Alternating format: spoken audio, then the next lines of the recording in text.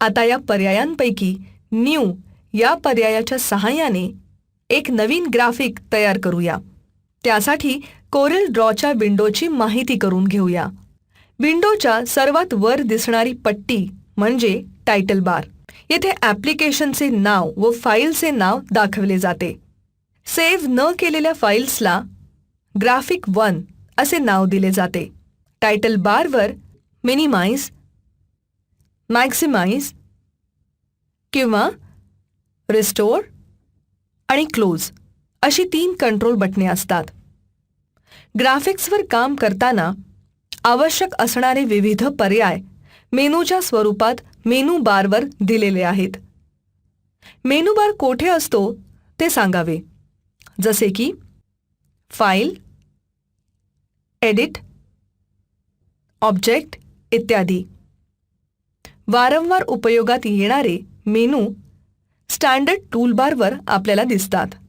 म्हणजे फाईल या मेनूमधील न्यू, ओपन, सेव्ह, प्रिंट, तर एडिट मेनूमधील कट, कॉपी, पेस्ट वगैरे. ग्राफिक्स तयार करण्यासाठी आवश्यक असणारी सर्व टूल्स टूल बॉक्समध्ये असतात. एखाद्या टूलच्या शेजारी दिसणाऱ्या छोट्या त्रिकोणावर क्लिक केले की त्या टूलच्या संदर्भातील ज्यादा टूल्स समजतात. यांनाच प्लायआउट टूल्स असे म्हणतात. कोरलमध्ये समाविष्ट केलेले ऑब्जेक्ट सिलेक्ट करण्याकरता पिक टूलचा वापर केला जातो.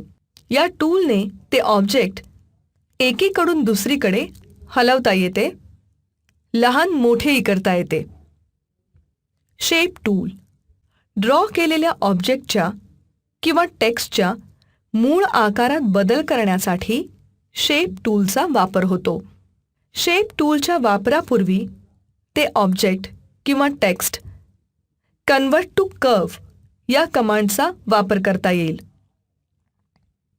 क्रॉप टूल समाविष्ट केलेल्या ऑब्जेक्टमधील नको असलेला अनावश्यक भाग काढून टाकण्यासाठी क्रॉप टूल वापरला जातो. क्रॉप टूलच्या मदतीने ऑब्जेक्टवर आवश्यक तेवढ्या आकाराचे चौकोन ड्रॉ करतात. या चौकोनाच्या आतील भागाला प्रोटेक्टेड एरिया असे म्हणतात. या प्रोटेक्टेड एरियात डबल क्लिक केले असता ऑब्जेक्टमधील अनावश्यक भाग निघून जाईल.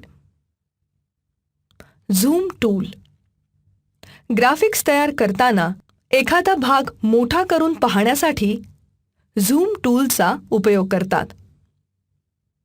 फ्रीहँड टूल मुक्त हस्त चित्र रेखाटण्यासाठी या टूलचा उपयोग करतात.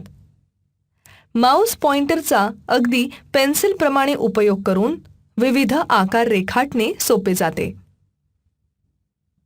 बेझियर टूल बेझियर टूलने आपल्याला जे चित्र रेखाटायचे असते त्याकरता आवश्यक असणारे नोड्स तयार करू शकतो.